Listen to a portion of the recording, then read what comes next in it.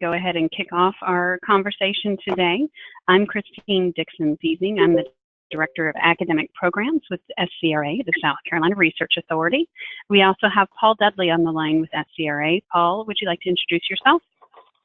Hey, good morning, everybody. This is Paul Dudley. As Christine mentioned, I'm the Program Manager, and I work with her here at SCRA.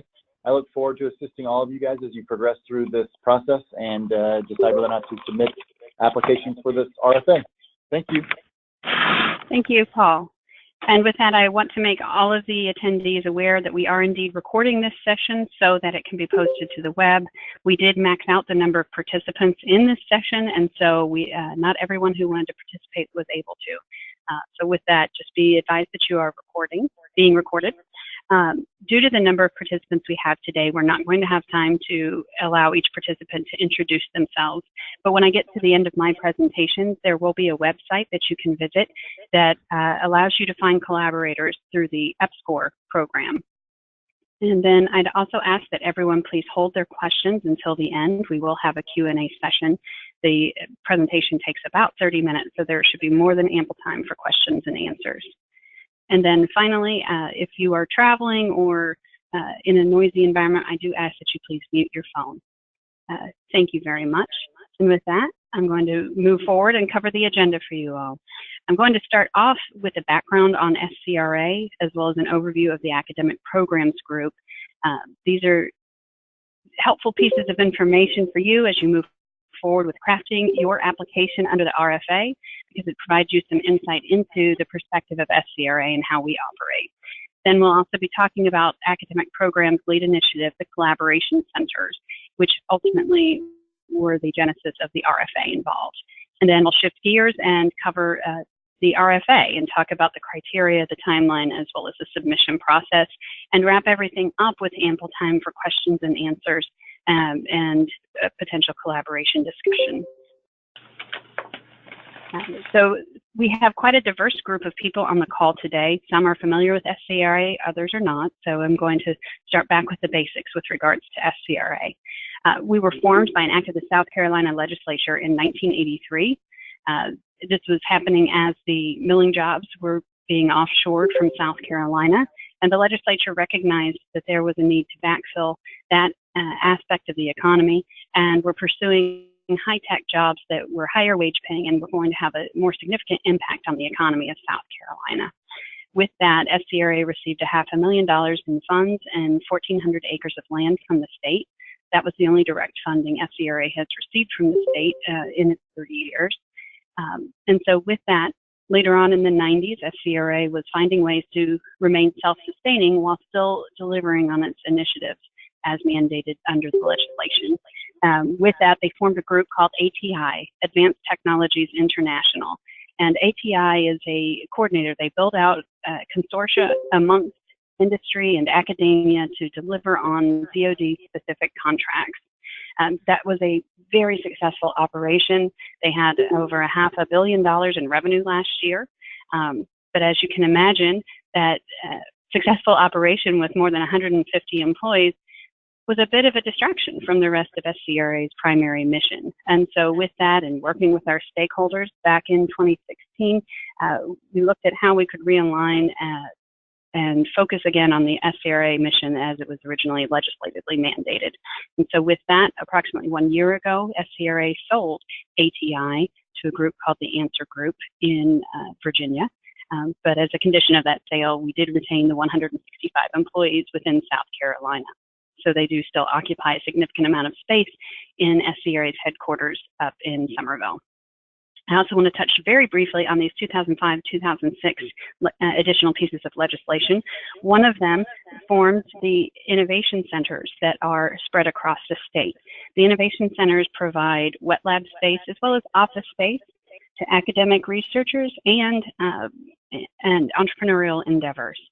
And with that, there's one tied to each of the research universities across the state. There's one in Anderson that serves Clemson, one in Columbia that serves USC, and then I sit in the Charleston Innovation Center that serves MUSC. And with that, then the other piece of legislation is tied to SC Launch. And most people, when they think of SCRA, are most familiar with SC Launch. That is an operation that is there to support entrepreneurial endeavors. And I'll speak to it in a moment on the next slide as well with regards to the services that they provide. I am getting a lot of feedback, so if someone could please mute their phone, that would be really helpful to me.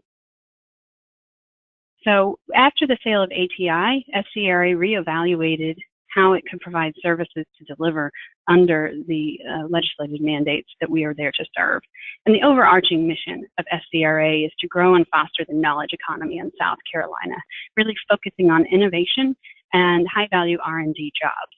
And we execute on that through 4 different operating divisions within the organization. I've already covered the facilities component, so we do have 4 offices across the state, the 3 innovation centers, and then our headquarters in Summerville. Then we also have an industry programs group that is there to engage with industry that's already within the state to help make connections between industry and academia and also entrepreneurial endeavors. But they're also there looking to attract new business into South Carolina with a focus on R&D jobs. The academic programs group, which I certainly will go into greater detail on in a moment, is there to assist with the translation of academic research and build collaborations across academic institutions within the state. My stakeholders are the public institutions of South Carolina, and so really looking at the research universities, the public tech college system, and the public primarily undergraduate institutions. Then the 4th group is SC Launch, the entrepreneurial programs. And SC Launch provides mentoring as well as access to a resource partner network that has legal assistance, HR, marketing, all of those different functions that a startup does not have necessarily on its payroll, but needs to have access to in order to be successful long term. And then the 3rd component of SC Launch is funding. Across industry programs, academic programs, and SC Launch, there is up to $750,000 in funding available for startup enterprises that are based in South Carolina.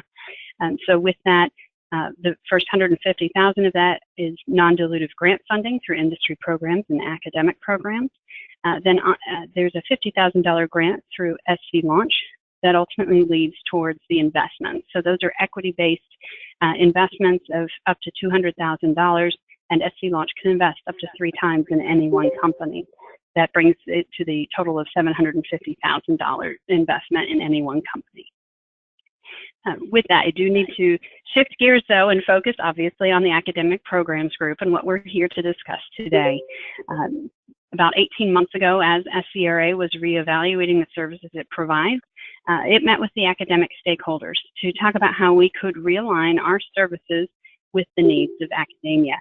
And that culminated in the signing of a strategic collaboration agreement in December of 2016. And that collaboration agreement outlines 3 key areas of services that academia wanted SCRA to support. One of those is to enhance and augment our support for academic startups. A lot of that effort is going to take place through SC Launch, but one transition that was made is to move the SBIR STTR matching grant into the academic programs group, as well as the academic startup assistance program, which is a $25,000 grant. So if you're interested in learning about either of those 2 programs, certainly please connect with me or Paul offline, and we can provide you additional information on those. The second request was to invest in the research infrastructure within the state. So acquisition of equipment that could act as a shared resource for all of the academic institutions across the state. We did, through our pilot program last year, invest in an Instron that has an environmentally controlled chamber and hydraulic grips. So it's specific for composites testing and development, but that piece of equipment is available statewide. Any equipment that SCRA purchases will be available on a statewide basis for any academic institution. And then the 3rd component is to foster collaborative research. Looking across the state, there's time and time again that grants are going in and being submitted that are competing with one another, where we could potentially have a more powerful application if we get the academic institutions within the state to work together. And so that's the overarching objective of these collaboration centers that I'm going to discuss in a moment. They are also looking for support with regards to SBIR and STTR programs as well. So with that and the signing of the collaboration agreement, I do want to explain to you the hierarchy of who's involved with this. There's a lot of acronyms, I will caution you now, but I do want to mention they're actually important acronyms because some of these people are the groups that will be making the funding decisions with regards to this RFA. So the signatories on the collaboration agreement are all constituents of the SCRA Executive Committee. So the presidents of each of the research universities, as well as the president of Francis Marion, sits on our executive committee. And that group determined that the best way to move forward and deliver under the collaboration agreement was to build a committee called the SACT, which stands for the SCRA-Academia Collaboration Team. And this committee is made up of appointees from the presidents, as well as an appointee to represent the technical college system, an appointee to represent the primarily undergraduate institutions, and an appointee from industry. So with those 7, please do keep in mind these are high-level administrators, but they are the group that's going to act as the study section ultimately for this RFA. Since these are high-level administrators, however, they recognized as they moved forward with trying to define areas of research that we really need to bring in the subject matter experts. And so with that, we looked at the areas of research that are of strategic interest to the public institutions across the state, found where there is connectivity, and identified 9 areas where we had a critical mass of research. And with that, then the SACT prioritized those 9 areas and selected 3 to move forward through this next feasibility assessment phase that we're entering into. And so with that, the 3 areas are medical devices, composites development and testing, and then, of course, the technology-enabled population health space. And so we recognized that we really did need to do an in-depth dive into each of these research areas before moving forward and building out a collaboration center. I want to pause for a moment, though, and address how I'm going to continue to use the word build these collaboration centers, but I want to clarify that these centers most likely are going to be virtual. They're not going to be brick and mortar operations. Instead, we're trying to leverage the resources we already have across the state. And so with that, in evaluating the feasibility of standing up these collaboration centers, we formed teams called the Feasibility Assessment Team. And several of the participants on the phone today also participated in the Feasibility Assessment Team, and I thank them very much for their service. And with that, we kicked the feasibility assessments off in October. And it's a 6-month-long process. There's 9 different deliverables under the work plan. We undertook benchmarking as well as resource mapping. So we were looking at assets across the state related to this area of research. And in population health, we focused on patient data sets that are available, as well as outreach networks and healthcare delivery systems that are targeting the underserved. And then we moved into using all of that information, a SWOT analysis to determine where we could really shine as a state in regards to research in this area. It's important with these collaboration centers as we move forward that they be differentiated from other research centers across the nation, and that there is a pull for industry as well for the work that's going on there. Now, I do want to also mention when I state industry, in this particular case for population health, we're not talking necessarily a company. We recognize that CMS and the private payers are a key part of that ecosystem as well. And so with that, the feasibility assessments are near wrapping up. The next deliverable that we're working on currently is the pathway to funding and how we're going to make these collaboration centers sustainable in the long term. And so with that, what are these collaboration centers and why are we moving forward with them? Again, thinking back to those 3 key requests under the collaboration agreement, they wanted to build out opportunities for the academic institutions to collaborate across the state. And so we are looking for areas where we have significant resources, not just physical assets, but also expertise and intellectual property, and also industry engagement. Now, industry for population health, again, coming back to those private payers and the health system in general, without a doubt, we have that connectivity within South Carolina. But this is a bit different than a traditional academic research center because SCRA is more or less an economic development operation. So we are looking at these areas of key criteria that are listed here. And keep these in mind. These are not criteria under the RFA for the specific evaluation of applications as they come in, But instead, this is the overarching mission of the SACT with regards to these collaboration centers. So it's important to keep in mind as you're working on your application. And so with that, we're looking for industries where there is a significant growing need. Clearly, in South Carolina, with more than 25% of our state budget going to Medicaid, this is a significant need. And we're also looking to build on existing capabilities across the state. This is not to serve any one individual institution, but instead areas where there's multiple institutions that can interact together to attract additional grant funding into the state. We also need to have a very clear path to how we're going to make these sustainable. And then as we went through the SWOT analysis in January, we wanted to be certain that any gaps we identified along the way could either be addressed with funds within SCRA or that we had external funds we could access. And then finally, this is truly the economic development piece and why these applications are a bit different than a traditional application. We're looking to create jobs, startups, and opportunities for workforce development. So moving on to the specifics for the Technology-Enabled Population Health Collaboration Center, I want to cover an outline of what we're really trying to accomplish here. So this slide represents the vision for the center. It's a little bit different than what we're going to be asking for under the RFA, and I will cover that in the next slide. But we're looking to bring together clinicians as well as those with capabilities on the technical side to develop solutions for population health challenges. So you can see here we're talking about overcoming health challenges, improving health equity, and utilizing the extensive data sets we have across the state to have an impact on healthcare outcomes. And then finally, recognizing the importance of having people out in the field addressing the medically underserved.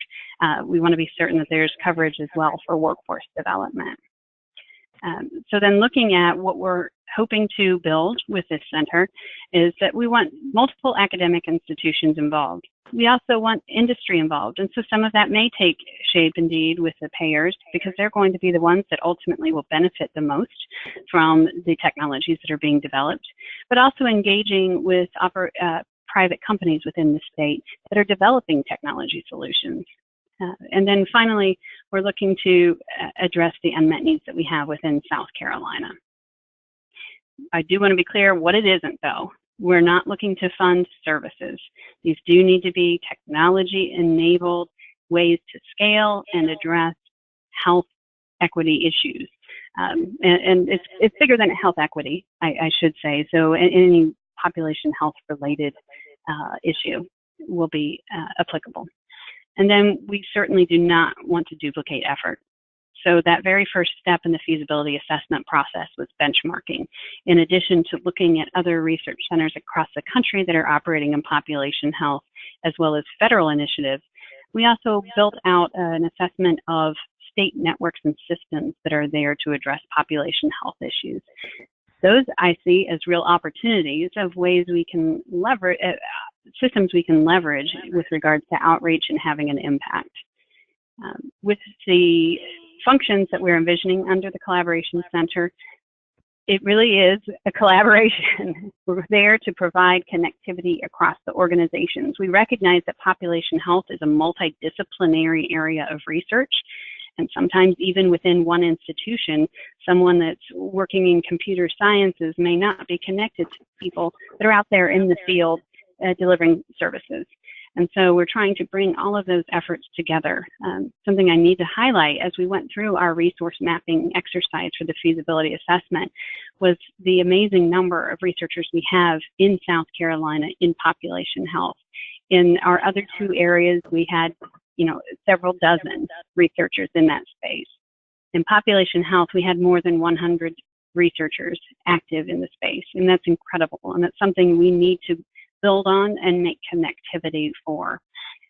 We will also then be working to support research efforts that are being funded through the Collaboration Center, as well as helping with regards to advocacy.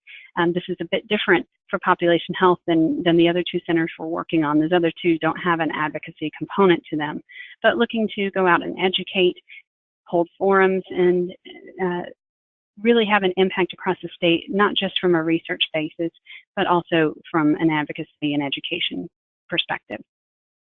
So how is this center going to be different? I talked about how the collaboration centers need to be differentiated. They need to be operating in white space that will be attractive to engaging industry. In this particular case, we were not able to find any type of research going on that had a state-specific focus.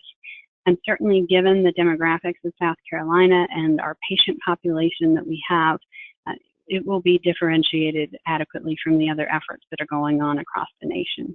We do also see significant opportunity for connectivity with the payers, given how we're going to be structuring this to involve technology, which will enable more efficient scaling and outreach. And then it also was noted by our feasibility assessment team that they have not seen any other activity in the population health space that brings together academic institutions across the state. And so with that, that's the longer term vision of what we're hoping to accomplish. But where we are right now, as I mentioned, we're during the feasibility assessment process. And so with that, we're really looking to figure out if these are going to be feasible or not, and what the kinks are in the system and how we can address them. And so with that, we want to gauge if there's enough collaboration going on and research in the state to justify this and also make it sustainable long term. And so with that, we're looking for proposals that are going to build out technology solutions or deploy existing technology solutions on these 4 different points. It's aligned perfectly with what we defined the center's mission as. We're addressing population health challenges, improving outcomes, and addressing equity, as well as tapping into that population health data we have across the state. And then finally, having an impact on workforce development. I'd like to shift now to really talk about the particulars under the RFA and who's eligible to submit under this program. With that, the applications must come from a constituent institution. And with that, the constituent institutions have a definition here at the bottom of this slide. It's any degree conferring public institution of post-secondary education in South Carolina. This does include the research universities, the primarily undergraduate institutions, and the technical colleges. For those of you that are on the call, though, and are with companies, please look at this second bullet on this slide.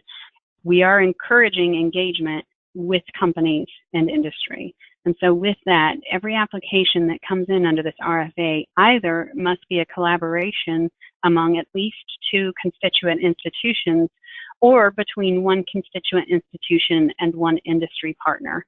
Now, when I say industry, like I said, that could be payers, that could be a startup. It does not need to be a massive company when I say industry there.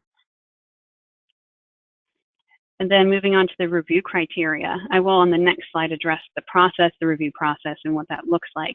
But I do want to hit on the criteria. All of this is detailed within the RFA, I'd like to point out.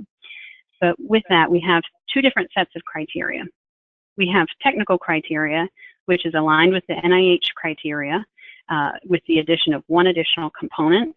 We are also asking the technical reviewers to provide feedback with regards to the prospects for follow-on funding for the proposal. And then there's also the strategic criteria. And this loops back more or less to the criteria that the SACT established with regards to the collaboration centers. So we want there to be collaboration. It's beneficial if an application can involve a primarily undergraduate institution or a technical college. That's not mandatory, but would be beneficial from a review perspective. We're also looking to establish new connections between academia and industry. Also further, it's important that these have translational significance.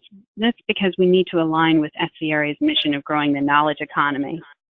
And so we need to know that there is a well-defined market need for this and that there is an end user that potentially is in hand and preferably within the state for whatever is being developed.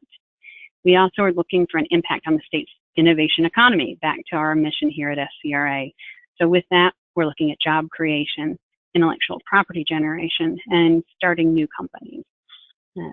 Again, this follow-on funding piece shows up in both the technical criteria and strategic criteria because it is so crucial to the long-term success of the collaboration center. And then we're also looking for commitments from the applicant's sponsor institution. And so with that, that could be in-kind contributions to the proposal or direct cash supporting the proposal as well. Matching is not required, I want to be clear on that, but it is beneficial, much like with involving a PUI or a tech college. And then we're also interested in having proposals that may address shortfalls that we have in building out this collaboration center. And then finally, all applications need to have very clear-cut interim and final milestones. We want to know what the expected outcome is, and if they have a clear way to define if the outcome was successful or not. Now I'll move on to the timeline and process. As you saw, the RFA went out on February 15th. I would like to point out that we re-released the RFA yesterday morning with one adjustment. Under the original RFA, salary support was not allowed for the PI, but we have worked with the SACT to get their confirmation that they will support salaries for the PI as well as other investigators on that. There is a cap now, however, on the salary of 20% of the total budget of the proposal. So please, if you downloaded that before yesterday morning, please go back to the RFA and download it again so that you're working with the most current document. And with that, on a rolling basis, SCRA is conducting a compliance review. So as we receive new applications, we're checking to see if it does comport with the requirements under the solicitation. If it doesn't, it gets kicked out of the system and is disqualified. Those that are qualified and have fulfilled the obligations under the solicitation then are going to the SACT for a brief pre-review process. This is just to make certain that applications before they go out for technical review are indeed aligned with the strategic criteria and eligible for funding. And so I don't anticipate a lot of culling through that pre-review process, but they wanted to be certain that everything was aligned before it went out for technical review. Then on March 15th, the applications are due at 5 o'clock. The submissions portal will shut down at that time. So just please be advised that there's not going to be a grace period thereafter. You do need to get your submissions in by then. We are using the SCRA-Idea submission portal. If you're familiar with that, it's probably quite easy for you to pull together your submission. If you're not familiar with that portal, I do recommend that you look at it several days in advance and not wait until 4:30 on March 15th to pull together your application. And then on March 22nd, we will have completed the compliance review and the pre-review with the SACT, and we'll send out the applications for external technical review. We are working with a company called Research Associates to coordinate the external technical review so that we have subject matter experts in the field that are unbiased, providing feedback on all of these applications.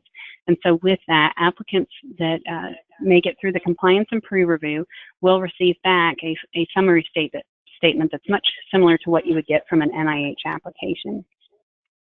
Then we take the information from the technical review, send it to the SACT so that they have several weeks to review it in addition to the applications themselves. And then on April 26th, we're going to convene the SACT to make the funding decision. So that's going to be that 7-member committee reviewing the applications and determining what's going to get funded in light of the technical review and the strategic criteria that I outlined earlier. With regards to submissions, I mentioned that we're using the SCRA-Idea portal. The link to the portal is in the RFA. We also have it on the next slide as well. With that, I do want to highlight 2 aspects of this. So you do need to, when you go, you need to register for the SCRA SACT Feasibility Grant Population Health offer. The way the EPSCoR portal works is you select an offer and then register for that specific offer. And once you register, you will need to check your spam and junk folders because the email is almost guaranteed to go to one of those 2 folders. And that email will have your temporary password. It's sent almost immediately after you register. So if it does not make it to your inbox, please do check your other folders. Then you go through, and once you have your temporary password and are set up, you can go through the submission process, which is quite straightforward. We do have instructions, though, posted on the landing page for the RFA as to how you submit. And then just highlighting one more time, that deadline is March 15th at 5 p.m.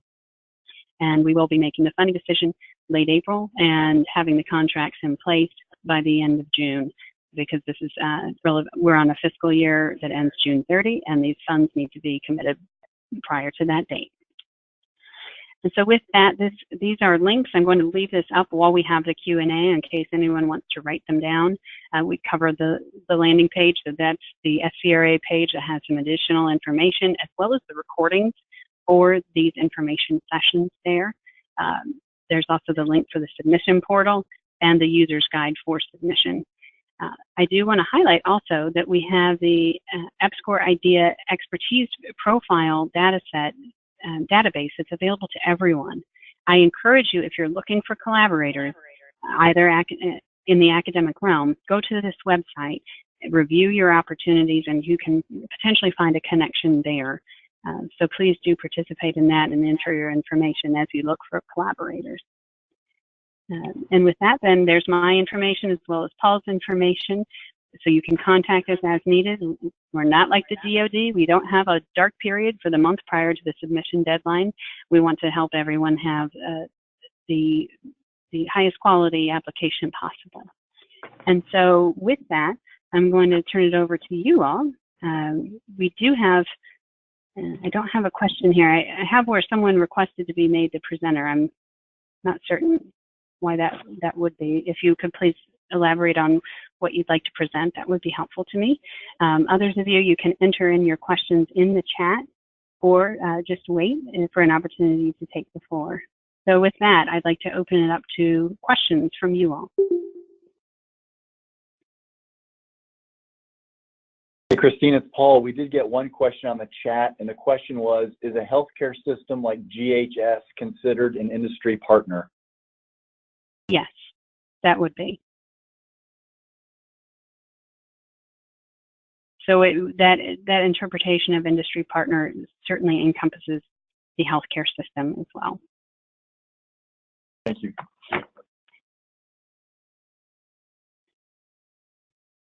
Are there any other questions? There was a question about the maximum award for this. There is a $100,000 max for applications under this RFA. That's inclusive of a 20% indirect rate. And do keep in mind that there is a max of 20% of the budget towards salaries as well. Hi, this is Phil Smeltzer from MUSC. I have a question. Yeah. So in the criteria, the review criteria, my opinion would be that it has a fair amount of emphasis on the quantitative research objectives that would be typical of say an NIH type of grant. If there's a collaboration and the research is not that quantitative, but it's more about collaborating and developing infrastructure for collaboration, how important is it that we include quantitative objectives, or are those not as required as I may have inferred in the criteria? Well, that's an excellent question because we are indeed looking to establish how we're going to build out these collaborations across the academic institutions. So I would welcome an application on that front. We do want to keep in mind, though, that there needs to be clear-cut milestones, and how the metrics are framed around those milestones will be important. So with that, perhaps, and I can speak with you offline about that, but perhaps you could build out criteria based on number of participants, either at an investigator level or an institution level, or potential outreach as well. Okay, thank you. And we have another question here. Can you clarify as to whom the 20% salary limit applies? Just for faculty or all of the budget? So no more than 20% of the total budget can go towards salaries. And that's all salaries. And I should mention that the funding does all need to go to the constituent institution. So we're looking for the industry partners to either contribute financially or in kind, but that is not mandatory. It just is beneficial for the application if the industry partner does have some skin in the game as well.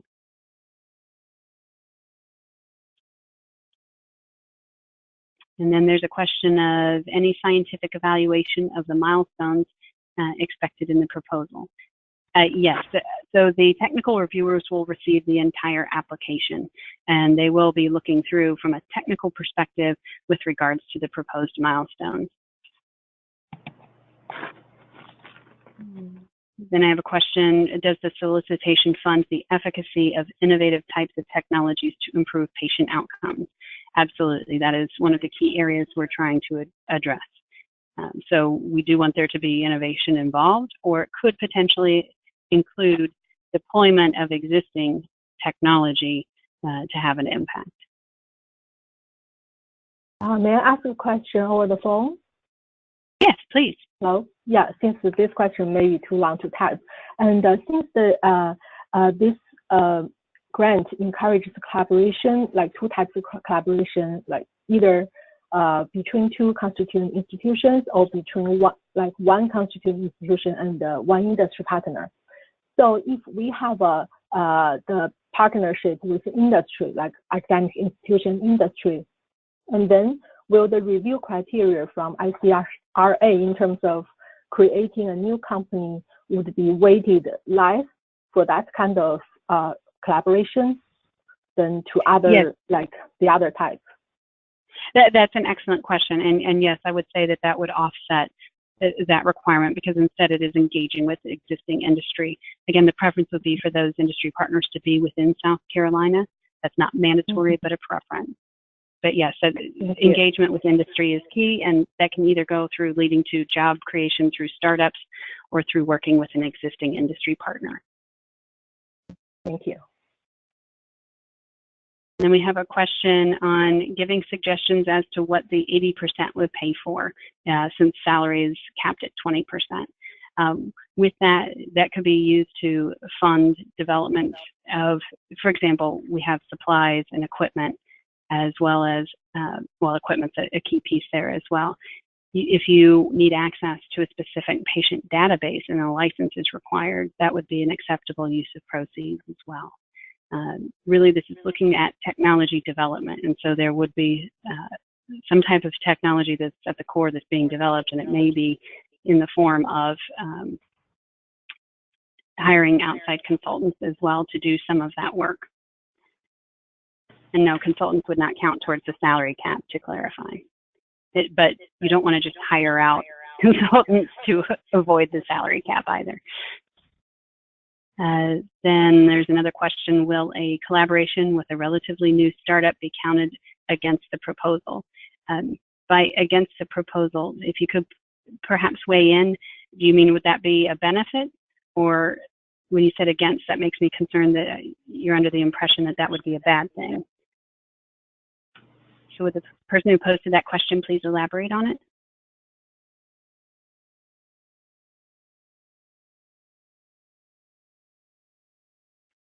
I meant if they could please speak up, that would be helpful.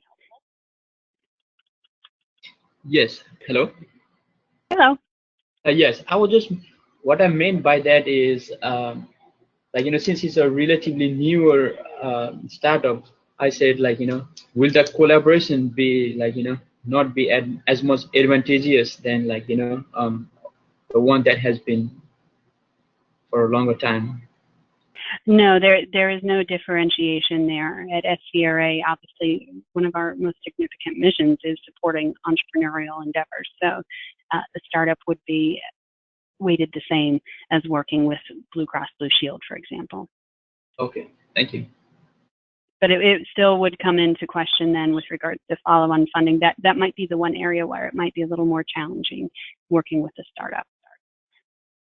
So you would want to be certain as you, in your application, that you outlined really clearly there's a section dedicated to follow-on funding, and you just want to be very clear how you're going to move forward and continue to advance the technology. Okay. Welcome. And then there was a question, can we fund students in lieu of faculty, and what percentage are we allowed to use for graduate student funding? Yes, you are allowed to fund students and postdocs. With that, though, all of the salary collectively is subject to that 20% cap. Then there's a question of how much weight the commitment of matching would be taken into account in the review. We do not have a weight attributed to each of these components. Instead, they want to look at the application pool in its totality, then looking at the strategic criteria. And so matching would be beneficial, but not mandatory. And so if we have two equal applications that on all other facets are equivalent, the benefit would go to the application that does have matching funds associated with it.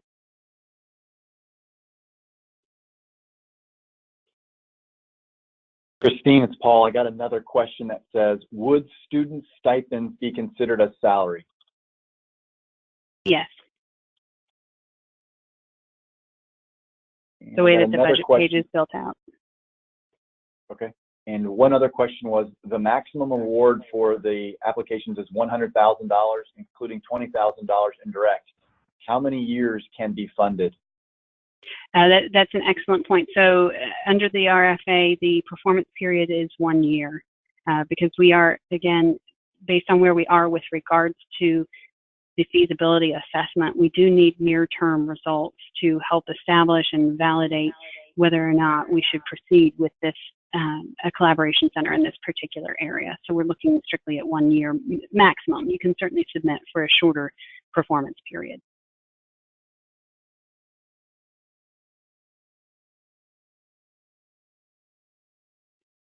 And then, is there any consideration or weight on intellectual property for this RFA?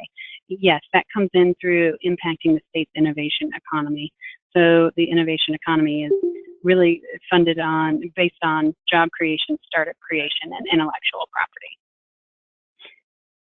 But with that, it's not exclusively focused on intellectual property. So there may not be an intellectual property component, but it would be beneficial. So sort of a follow-up to the intellectual property question. Yes. Is the intellectual property of the original inventors still retained who participate in the funded grant? Yes, so the intellectual property would be subject to the intellectual property policy of the applicant's institutions. SCRA does not make any claims to the intellectual property. Does that address your question, Phil? Yes, thanks. And then we have another question with regards to the slides. Yes, the slides will be made available, as will the recording. We will be posting the recording of this session on the website. So under that RFA landing page, the first bullet here on this slide. And then we'll also be sending out the deck and the link to the recording to everyone who is registered for this session.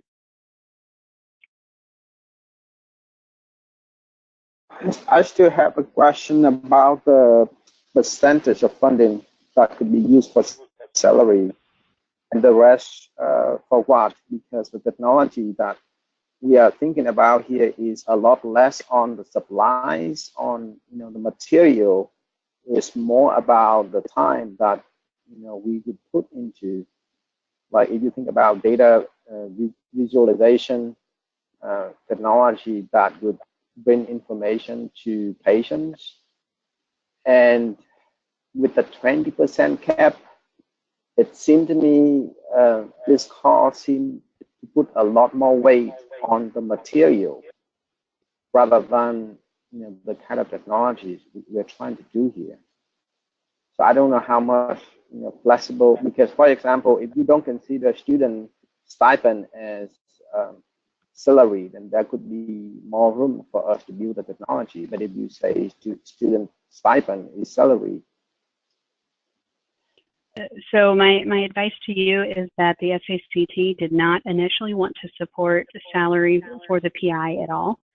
And so really it took a push to get to the place where we could have up to 20% salary support on there. Now, and the 20% is not a cap for the PI. I just want to be clear, that is the cap for the total budget for all salaries.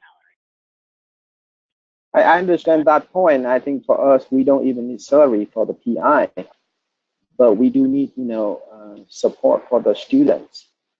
And can you give more specific examples of the 80% that we could use? We could use. I'm sorry. What was that last statement? Last question? Can you give more specific examples of the 80% the total fund that could be used for? Sure, I can pull up. I don't have the budget sheet open right now. But you know, there's the salary component. There's also equipment, materials, and supplies. Paul, if you could open up the budget page, because if I do that, it's going to mess up the presentation. Sure.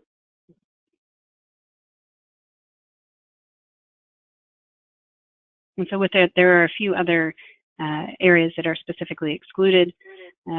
Travel is not included, nor is publication and dissemination of results.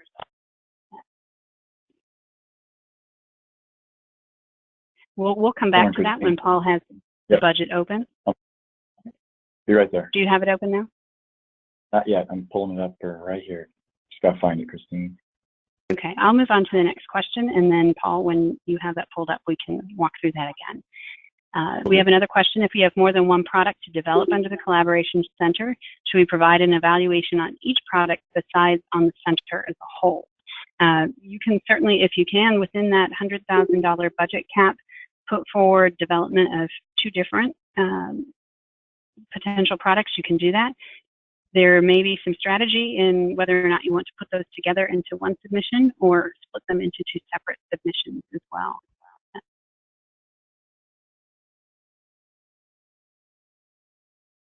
But yes, you're welcome to put more than one in the same application. Sorry, Christine, I do have the document up now. Okay, if you could please walk through the different lines that are allowed expenses under that. Sure, absolutely. So we've got equipment and travel. Oh, sorry, that's blocked out. Oh. Materials and supplies, consultant services, computer services, subawards, and then we have a category for other.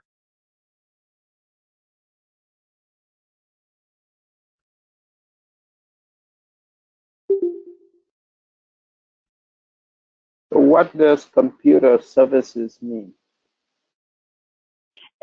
That is probably likely not applicable here. I think that is a rather outdated NIH format. They still have a line item under many grants in the NIH for that as well. But if you, for example, want access to the Kraken or other high computing power, you can include that information there.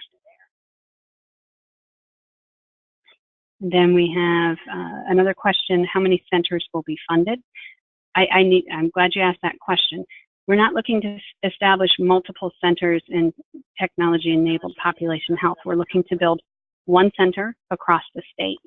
And with that, we've built out this RFA, as you've probably noticed, as a universal RFA, if you will. So there's $500,000 in funding available in those 3 different areas of research. We built it that way as the SACT wanted to have the latitude to determine how those funds are going to be deployed across the 3 different research centers based on the quality and number of applications that they get in each of those areas. And so there's not a specific number of awards that's going to be allocated to each of these research areas.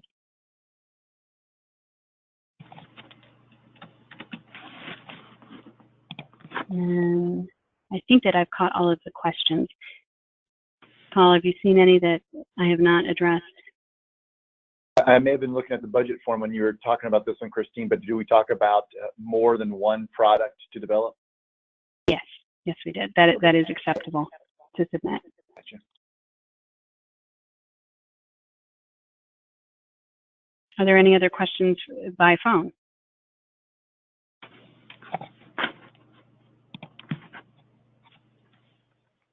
All right, well, you all have there our contact information. We do welcome you to pose questions later on as well as you work through the application process. So unless there's any other questions. All right, with that, I'm going to thank you all for participating today and look forward to working with you going forward. Thank you all.